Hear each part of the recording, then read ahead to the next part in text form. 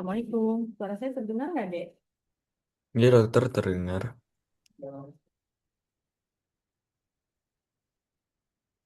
Ringan gitu.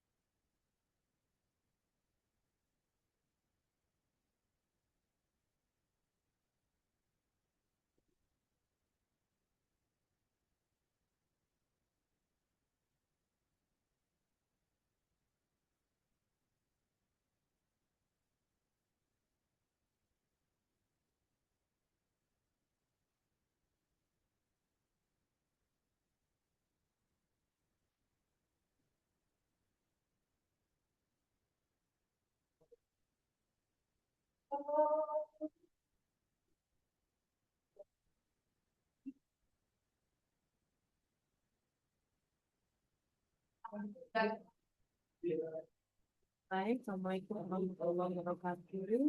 Selamat pagi semuanya. Jadi saya lagi bebas dari sambil apa? Ada Zoom yang lain. Ya, izin saya ajar ya. Oke, ini kelas A ya. Ada satu materi yang belum saya sampaikan yaitu farmakologi obat ginjal dan saluran kemih. Di mana beberapa materi dari obat farmakologi obat ginjal dan saluran kemih ini juga sebagian besar itu adalah obat-obat yang digunakan pada saat saya menjelaskan di dalam sistem kardiovaskular ataupun obat-obat hipertensi ya. Farmakologi obat ginjal dan saluran kemih yang paling pertama yang harus kita pelajari, adik-adik kita pelajari adalah tentu saja kembali lagi from basic ya, dari anatomi, fisiologi, bagaimana regulasinya, sehingga dalam farmakologi ini nanti kita bisa mengetahui target terapinya, atau target lokasi yang mau kita tembak gitu lah dalam proses pemberian daripada obat itu sendiri tepat sasaran gitu. Nah, ini adalah pokok bahasanya dari farmakologi obat ginjal dan juga saluran kemih. Berarti ada ginjal dan salurannya, berarti sistem daripada ginjal dan saluran kemih ya. Tentu saja obat-obat yang biasa digunakan dan paling sering digunakan pada farmakologi obat tersebut adalah satu karena adanya infeksi pada saluran kemih. Jadi pasti sudah banyak mempelajari terkait dengan golongan obat yang fokus pada infeksi yaitu golongan obat-obat antibiotik. Yang kedua adalah obat-obat diuretik yang berkaitan dengan homeostasis cairan dan cairan yang ada di dalam ginjal, termasuk juga tekanan osmotik dan lain sebagainya. Dan sebagian besar daripada pokok bahasan diuretik sudah saya sampaikan pada sistem kardiovaskular dan juga hipertensi. Kemudian yang ketiga adalah obat-obat pada gangguan fungsi ginjal. Tentu saja kita tahu bahwa organ ginjal itu merupakan organ utama dalam menjaga keseimbangan cairan dan elektrolit di dalam tubuh. Ya, sehingga kalau misalnya fungsinya secara fisiologis, secara anatomis memang mengalami kerusakan ataupun permasalahan, tentu saja dia akan mengganggu daripada regulasi keseimbangan cairan dan elektrolit di dalam tubuh. Kemudian ini adalah lebih banyak tentang fisiologis ya, bagaimana fungsi ginjal itu. Bicara masalah farmakologi, tidak hanya kita mengetahui, oh ini obatnya, ini golongan obatnya, ini jenisnya, ini dosisnya. Tetapi juga target dan fungsinya, dia nanti akan menargetkan ke wilayah organ atau sistem yang mana. Ya. Sehingga sekali lagi saya flashback bahwa ginjal itu punya tiga fungsi. Yang satu dia sebagai regulatory. Kenapa regulatory? Tadi saya sampaikan bahwa ginjal itu adalah organ penjaga keseimbangan cairan dan elektrolit. Ya, Yang kedua adalah ekskretori, ya, karena ginjal juga berfungsi dalam proses mengekskresi produk-produk dalam bentuk cairan ataupun bahan-bahan kimia yang tidak digunakan oleh tubuh untuk dikeluarkan melalui urin. Yang ketiga adalah fungsi hormonal, ya. Jadi memang aktivasi daripada vitamin D itu diproduksi oleh renin dan eritropoietin. Dan kita tahu bahwa renin dan eritropoietin lokasinya itu ada di ginjal, ya. Sehingga kalau misalnya mengalami gangguan fungsi ginjal, nah ginjalnya mengalami kebocoran atau adanya hidronefrosis, tentu saja tiga fungsi utama daripada ginjal ini tidak akan bisa berjalan dengan baik dan akan mempengaruhi seluruh sistem dan metabolisme di dalam tubuh, ya. Sehingga sekali lagi bahwa di dalam tubuh kita itu bukan lagi organ yang satu lebih penting dibandingkan organ yang lain, tidak. Semua organ itu sangat penting karena ketidakseimbangan salah satu fungsi organ saja di dalam tubuh dia akan mempengaruhi organ dan sistem yang lainnya. Oke. Ini mekanisme pembentukan urin. Saya rasa Dede saya skip untuk fisiologisnya ini, ya. Nah, yang pertama adalah tentang infeksi saluran kemih, ya. Tadi saya katakan bahwa infeksi saluran kemih berarti akibat dari adanya kumpulan ataupun koloni daripada suatu bakteri yang terdapat pada saluran perkencingan ataupun perkemihan, ya. Kuman bisa mencapai saluran kemih melalui cara hematogen dan juga ascending, ya. Hematogen berarti melalui apa? Darah, Dok. Darah. Kalau ascending, Ke bawah. ascending. Eh, ke atas, Dok, ke atas. Nah, ya, kalau hematogen berarti dia melalui darah, bisa nanti komplikasinya adalah bisa menyebabkan sepsis, ya. Sedangkan ascending itu adalah mekanismenya dari PHBS, ketidakbersihan pada saat kita misalnya kencing gitu, ya. Terutama sering terjadi pada perempuan, ya, karena memang dari sisi anatomi saluran perkencingan laki-laki dan perempuan itu berbeda. Nah, ini bisa menimbulkan terjadinya yang namanya ISK. Nah, penyebab utama ISK itu adalah sebetulnya merupakan kuman, bukan kuman patogen, yaitu E. coli. Namun lokasinya saja yang tidak tepat, karena kita tahu bahwa E. coli ini bukan patogen ketika dia berada di dalam intestin. Namun, kalau misalnya dia overgrowth dan juga pindah tempat pada lokasi yang salah, seperti pada saluran kencing gitu, ya, tentu saja dia menjadi kuman yang patogen yang dapat menyebabkan timbulnya gejala gitu, ya, ataupun memberikan rasa sakit gitu, ya. Nah, ini jadi penyebab terbanyaknya adalah E. coli, ya. Nah, nama penyakitnya adalah ISK, infeksi saluran kemih. Kemudian ISK ini tadi saya sampaikan bahwa bisa terdapat eh, komplikasi yang terjadi. Komplikasi yang cukup sering itu adalah sistitis, ya. Akhiran itis itu berarti adanya suatu peradangan. Kemudian pielonefritis dan juga prostatitis. Prostatitis juga bisa terjadi pada laki-laki gitu, ya, karena saluran kencing dan juga saluran reproduksi laki-laki kan jadi satu. Sehingga kalau misalnya mengalami ISK, maka komplikasinya juga mengenai pada saluran reproduksi, ya, atau alat reproduksi yang lain. Nah, ini adalah penyakit ISK atau infeksi saluran kemih. Kemudian tata laksana ISK, ya, kita sudah ADD sudah melakukan banyak sekali aktivitas field trip yang sudah dilakukan untuk menyampaikan terkait dengan PHBS, termasuk juga kesehatan reproduksi, ya, sehingga harus banyak menjaga kebersihan dan juga pola hidup, ya. Nah, untuk tata laksana ISK sebetulnya mudah saja, banyak minum, menjaga higienitas dan higienitas genitalia eksternal. Banyak minum, bukan banyak minum kopi, ya, tapi banyak minum air putih gitu, ya. Karena sekarang definisi banyak minum pun bisa didefinisikan ambigu gitu, minum apa, gitu, ya. Jadi fungsi ginjal yang baik, ya, masih baik dalam artian ya dia tidak mengalami kegagalan ginjal, kemudian pun kreatininnya masih baik semuanya, dari hasil pemeriksaan hanya hasil pemeriksaan daripada bakteri aja ditemukan adanya bakteri misalnya di dalam urin, ya. Jadi tata laksananya itu tidak yang langsung yang pertama adalah fungsi ginjal yang baik untuk minum yang banyak, ya. Sedangkan yang farmakologis itu adalah tentu saja farmakologi, maka kita sudah berkaitan dengan penggunaan obat-obat. Untuk infeksi itu sendiri kita harus pastikan bahwa ada dua kemungkinan ya. Infeksi itu dia mengalami gejala sistemik atau tidak sistemik ya. Kalau misalnya sudah mengalami gejala sistemik dengan ditandai misalnya panas atau demam gitu ya, nyeri pada daerah pinggang, kemudian tipisnya tersendat-sendat dan seterusnya, maka kita harus menyiapkan terapi-terapi farmakologis ya selain kebersihan. Obat-obat farmakologis yang bisa digunakan pada infeksi saluran kencing itu adalah satu penggunaan obat anti mikroba atau antibiotik. Adik-adik sudah belajar tentang antibiotik sebetulnya ya, obat antibiotik apa saja yang biasa yang memang digunakan untuk tata laksana di SK itu sendiri. Yang paling sering digunakan adalah kombinasi trimetoprim sulfametazolon atau fluoroquinolone. Ini adalah kalau sudah terjadi sistemik ya, dengan gejala-gejala demam, panas, dan lain sebagainya. Kemudian bisa menggunakan golongan beta-laktam seperti penicillin atau cephalosporin ataupun aminoglifosida.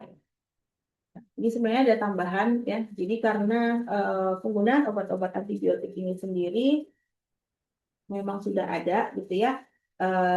Tinggal nanti menentukan golongan obat antibiotik yang mana yang memang cocok digunakan ataupun memang sesuai dengan indikasi pada ISK. Kemudian untuk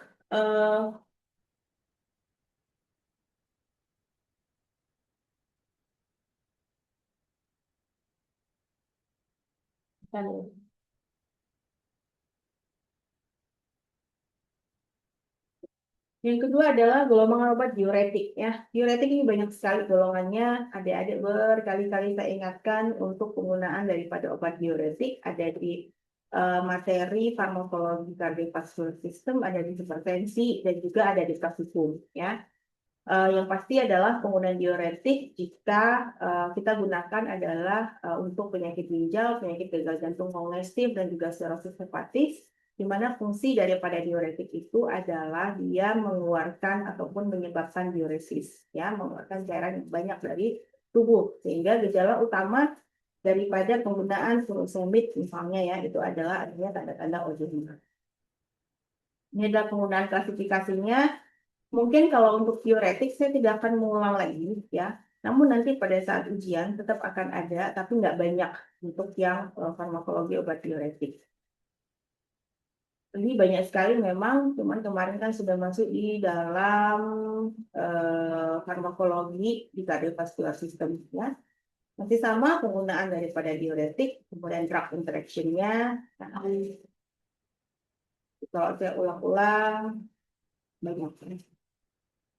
Oke, saya langsung selain daripada diuretik itu adalah penggunaan ini juga ada golongan masuk dalam golongan diuretik ya, potasium sparing diuretik atau aldosteron antagonis. Ya. Kemarin juga ada ya soal daripada diuretik itu banyak ya. Sekali lagi ini contohnya ada spironolakton, ya, indikasinya adalah untuk odem ya yang berkaitan dengan gagal jantung, sirosis hepatis atau gangguan pada fungsi ginjal seperti sindroma nefrotik. Dan juga bisa digunakan pada hipertensi resisten karena hiperaldosteronisme primer. Ini interaksi obatnya penghambat ACE tidak boleh bersama-sama dengan spironolakton. Ini adalah kerja diuretiknya sendiri ya. Kalau ada sudah memahami, jadi kerja daripada diuretik ini ya sama seperti kerja daripada penurunan obat-obat hipertensi, yaitu meningkatkan tekanan daripada arteri. Ya. Oke, yang berikutnya adalah obat pada gangguan ginjal ya.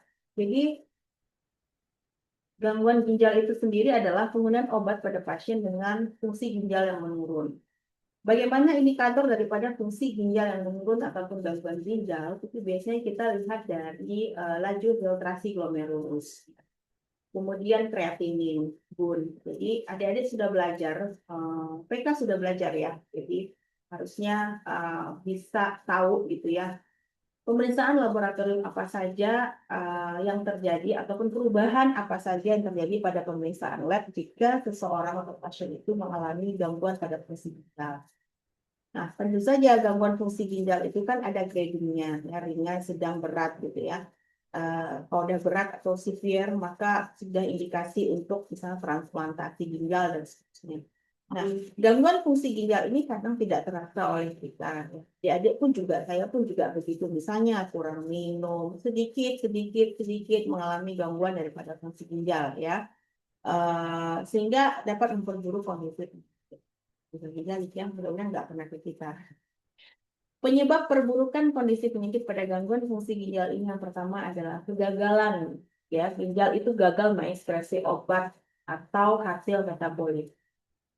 Jadi seperti di dalam proses metabolisme bahwa hasil daripada metabolisme di dalam tubuh ataupun makanan yang masuk atau obat-obatan yang masuk yang tidak digunakan atau hasil daripada proses itu harus dikeluarkan dalam bentuk urin, urin, keringat, air mata, gitu ya, itu bisa dikeluarkan. Namun paling banyak memang hasil metabolit itu dikeluarkan dalam ekskresi urin melalui ginjal. Jika fungsi ginjal itu terganggu, otomatis hasil metabolit yang harus dikeluarkan jadi tidak terkeluarkan. Yang terjadi adalah dia akan mengendap. Kita kenal dengan proses toksisitas menjelang pencernaan, ya.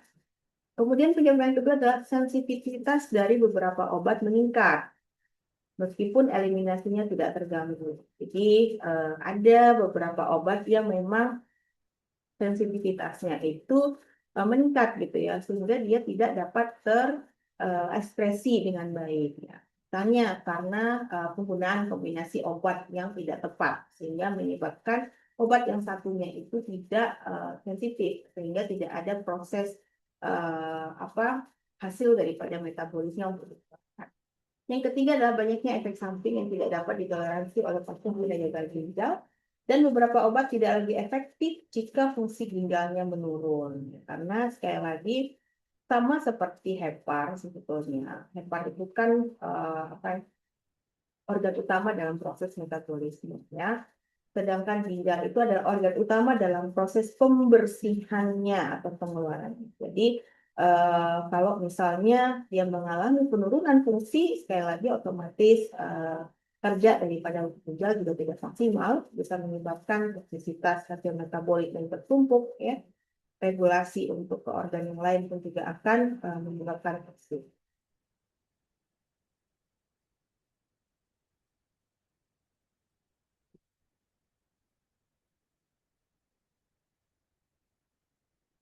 Kemudian perubahan farmakokinetik pada gangguan fungsi ginjal. Nah, kalau mengalami gangguan pada fungsi ginjal, otomatis fungsi normal daripada ginjal itu akan menurun. Fungsi absorpsi, fungsi distribusi, fungsi metabolisme, fungsi eliminasi itu akan mengalami gangguan. Contoh misalnya absorpsi, ya absorpsinya akan menurun, jadi dia akan berkurang. Distribusi juga sama, ya akan mengurangi binding protein dengan plasma. Metabolisme akan terjadi peningkatan sehingga menyebabkan akumulasi daripada metabolit aktif yang harusnya terkeluarkan tapi jadi tertumpuk gitu ya, menyebabkan toksisitas. Ya, sehingga ini juga berkaitan dengan penurunan daripada pembersihan atau ya, di non renal clearance. Itu akan mempengaruhi yang lainnya. Kemudian fungsi eliminasi dia akan meningkatkan akumulasi dan meningkatkan toxicity ya. Ini adalah perubahan yang terjadi kalau misalnya mengalami gangguan pada fungsi ginjal atau kita kenal biasanya dengan CKD ya. CKD adalah chronic kidney disease atau gagal ginjal. Kemudian yang perlu diperhatikan pada pasien-pasien dengan gangguan fungsi ginjal itu ada beberapa obat farmakologi yang sifatnya adalah nephrotoxic. Berarti dia toksik, tidak boleh digunakan pada kondisi ataupun pasien dengan penurunan gangguan fungsi ginjal. Contohnya AINES ya, antiinflamasi non steroid. Nah, kemudian radiokontras media ini biasanya warna putih, dia diinjeksikan gitu ya dari pembuluh darah biasanya untuk pemeriksaan foto kontras ya. Kemudian kapropil ini juga ternyata tidak boleh ya karena dia bersifat atau punya efek samping toksik.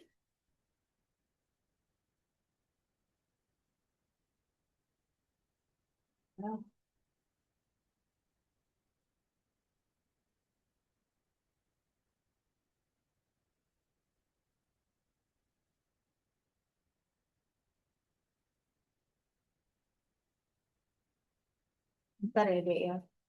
Saya soalnya ikut bootcamp Paragon juga, jadi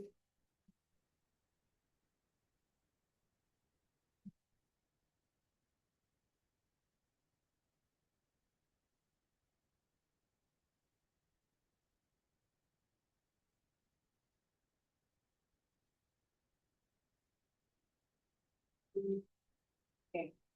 Jadi ada kaptopil, ada siklosporin, ada aminoglikosida, dan juga ada cisplatin ya. Jadi ini adalah obat-obat yang mempunyai efek samping yang toksik. Kemudian ini analgesik yang non narkotika, acetaminophen, aspirin, ibuprofen, ini juga bersifat toksik.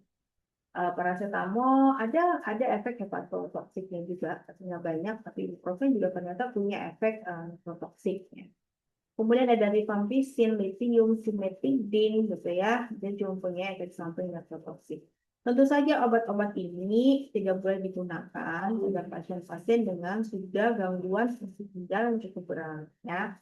Kalau masih ringan-ringan aja, walaupun ibuprofen punya efek toksik, tetap boleh kita gunakan. Tapi yang masih ringan ya, kalau sudah berat tadi saya katakan, apalagi kondisi CKD, chronic kidney disease, tentu saja tidak boleh kita berikan karena hasil metabolit obat-obat itu kan dikeluarkan melalui ginjal. Kalau ginjalnya itu belum berfungsi dengan baik, otomatis hasil metabolitnya tadi akan tertumpukan gitu ya.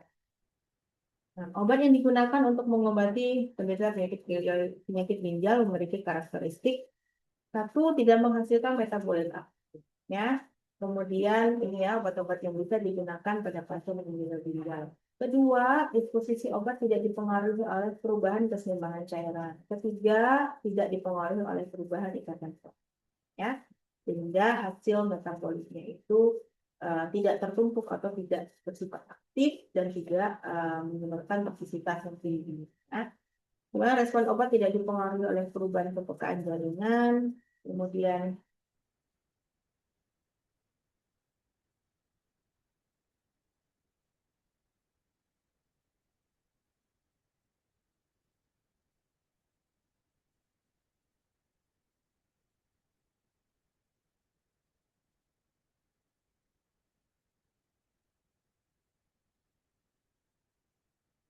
juga tidak berhubungan dengan toksik.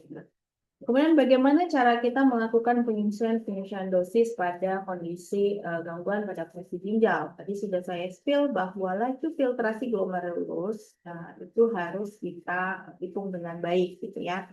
Kita pastikan bahwa memang fungsi ginjal itu masih bagus dalam berfungsi baik sebagai filter, ya, filtrasi dan juga sebagai ekspresi. Melihat dari LFG-nya. Kemudian dari situ kita bisa menentukan penurunan daripada dosis, perpanjangan interval pemberian obat atau kombinasi keduanya. Ya. Jadi kalau misalnya ketemu pasien dengan hipertensi misalnya atau dengan cardiovascular disease ya apapun penyebabnya karena hipertensi, gagal jantung, maka juga harus dicek juga gitu LFG-nya ya laju filtrasi glomerulus. Karena obat-obat yang kita gunakan sekali lagi walaupun dia bukan penyakit ginjal, jauh mana obat-obat yang kita rekomendasikan itu nanti akan membebani kerja fungsi ginjal. Ya. Sehingga adik-adik mungkin bisa dilihat dari saat ini ya, angka hemodialisis atau cuci darah itu terus meningkat. Ya. Walaupun penyebab utamanya itu bukan karena dia gagal ginjal, penyakit primernya, tetapi memang akibat dari komplikasi penyakit yang lain. Paling gampang adalah DM, ya, kemudian hipertensi, kemudian penyakit jantung, gitu ya. Itu merupakan penyebab awal atau penyakit awal yang berkomplikasi terhadap ginjal sehingga pada akhirnya harus melakukan hemodialisis, ya. Jadi pasien-pasien yang hemodialisis itu bukan murni karena penyakit primernya adalah disfungsi ginjalnya, tetapi karena penyakit yang lain yang berkomplikasi pada ginjalnya sehingga harus melakukan proses hemodialisis. Nah, kemampuan daripada fungsi ginjal itu tadi selain laju filtrasi glomerulus, itu kita hitung dari clearance kreatinin, ya, kreatinin clearance. Kemampuan ginjal membersihkan suatu zat dalam waktu 1 menit, ya. Hitung, nah ini gampang ya, ini kasus pemeriksaan macam-macam, jadi sebetulnya tinggi badan, berat badan, sama jumlah urin dalam 24 jam. Biasanya ini dilakukan kalau misalnya pada pasien dengan rawat inap gitu ya, kita biasanya menggunakan menghitung gitu ya berapa volume yang keluar. Kalau pasien-pasien di rawat inap, misalnya pada pasien dengan hipertensi ataupun penyakit cardiovascular disease dengan ODEM, itu tetap kita ukur volume urin yang keluar. Kemudian masalah yang terkait dengan kerasionalitasan obat, ya, ini ketepatan pengobatan, pentingnya pengobatan, ketepatan dosis, dan efektivitas pengobatan harus kita perhatikan, ya, karena tentu saja hal-hal ini akan mempengaruhi bagaimana nanti kerja farmakodinamik dan farmakokinetik dari suatu terapi. Rasional ini sangat penting ya, kemudian jangka waktu pengobatan, interaksi obat, dan kompatibilitas atau ketercampuran obat. Masalah yang lain yang terkait dengan pengobatan itu adalah tentu saja efek sampingnya, ya, karena setiap interaksi obat itu akan memberikan efek samping. Setiap obat itu punya efek sampingnya, namun efek samping yang mana yang lebih banyak? Efek samping negatif atau efek samping terapeutiknya? Oke, ini tambahan-tambahan ya terkait dengan obat antimikroba yang biasa digunakan, ya, ini juga karena banyak ya. Nah, ini tadi sudah saya jelaskan ya, penggunaan untuk anti-SK itu ada misalnya cotrimoxazole, kerjanya seperti apa cotrimoxazole, ini tambahan-tambahan untuk antibiotik ya. Memang tidak di awal, tidak banyak di awal saya jelaskan untuk penggunaan antibiotik itu karena memang sudah ada materi khusus terkait dengan antibiotik ya. Jadi sebetulnya farmakologi daripada ginjal itu nggak banyak karena lebih banyak penjelasan terkait dengan obat-obat diuretik sebenarnya, obat-obat diuretik, obat-obat antibiotik. Ya. Dan itu ternyata sudah ada fungsi ada materi-materi yang lain. Silakan kalau misalnya ada pertanyaan.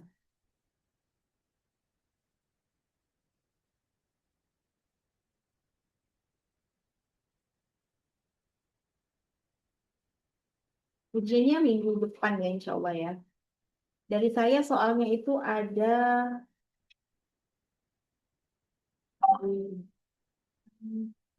dari saya ada kurang lebih 35 ya soalnya. Untuk yang metabolik, untuk farmakologi endokrin dan metabolisme itu ada kurang lebih 25. Untuk yang ginjal, sorry 24. Untuk yang ginjalnya adalah 11-an atau 12-an gitu ya. Jadi kalau diperbanyak untuk dipelajari ya metabolisme endokrin, farmakologi endokrin dan metabolisme, dan tentu saja karena masuk dalam kompetensi 4 DM itu masuk dalam kompetensi 4 sebagai dokter umum, maka saya banyak mengeluarkan soal-soal berkaitan dengan DM. Jadi tolong dihafalkan klasifikasi daripada obat-obat DM, termasuk juga klasifikasi obat DM yang baru. Kemarin saya jelaskan ada 2 golongan obat, sebenarnya nggak baru ya, kurang lebih udah 15 tahun terakhir, namun tidak semuanya kalau di Indonesia itu bisa tercover oleh BCS seperti SGLT2. Tapi sekarang udah banyak kok. Golongan DPP4 inhibitor dan juga SGLT2 inhibitor. Kemudian interaksi daripada kombinasi daripada obat golongan OAD itu apa saja yang boleh dikombinasikan gitu ya, yang safe dikombinasikan dan tidak safe dikombinasikan pada pasien DM dengan atau tanpa komplikasi penyakit lain ya. Kemudian itu ya, saya spill soal banyak dari saya untuk karena paling banyak ada soal tentang farmakologi endokrin dan metabolisme, jadi itu. Kemudian kalau untuk obat ginjal ini hanya ada 10 ya, 10 aja sih saya bikinnya untuk yang ginjal. Jadi tolong lebih diperbanyak. Mungkin saya akan mengulang ada beberapa soal yang mengulang terkait dengan penggunaan diuretik tentu saja, dan juga infeksi ya ISK yang tadi barusan saya jelaskan. Karena ada dua materi saya dan ternyata cukup banyak. Silakan kalau ada pertanyaan.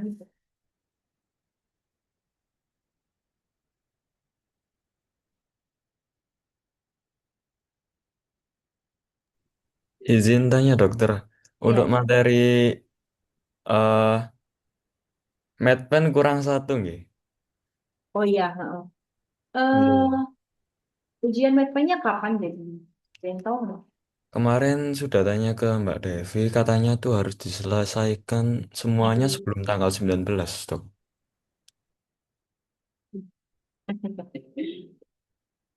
Matematik, saya minta izin kalau besok pagi kita matematiknya boleh nggak? Nggih, insya Allah bisa dokter. Kan online itu seperti itu. Nggih dokter. Soalnya saya belum mengawasi PPTS dulu. Kayak gitu. Nggih Oke, baik dokter. Nggih. insya Allah Untuk besok kita ketemu lagi untuk matematiknya. nggih dokter. Minta tolong untuk materinya nggih dokter, untuk bahan belajar kami nggih. Siap-siap. Nggih. Saya itu tadi itu sempat agak lama itu mencari materi sebetulnya. Saya khawatir materi yang saya berikan di kelas sebelumnya itu berbeda. Itu harusnya nggak berbeda sih. Ini saya mencari gitu apakah berbeda harusnya enggak ya. Nanti saya share ya sebelumnya. Ada dua materi yang kemarin. Oke, saya akhiri pertemuan hari ini. Terima kasih. Tetap semangat belajarnya ya. Tinggal dikit lagi bisa evaluasi tahap. Mudah-mudahan angkatan ini bisa lolos semuanya di evaluasi tahap sehingga bisa mengikuti sesuai dengan kurikulum yang ada, dapat lulus tepat waktu ya, sesuai dengan harapan semua. Terima kasih. Hari kalam saya ucapkan Allah muwaffiq ila aqwamit thoriq. Assalamualaikum warahmatullahi wabarakatuh. Waalaikumsalam. Waalaikumsalam. Terima kasih dokter. Waalaikumsalam Terima kasih, warahmatullahi dokter. wabarakatuh. Terima kasih banyak, dokter.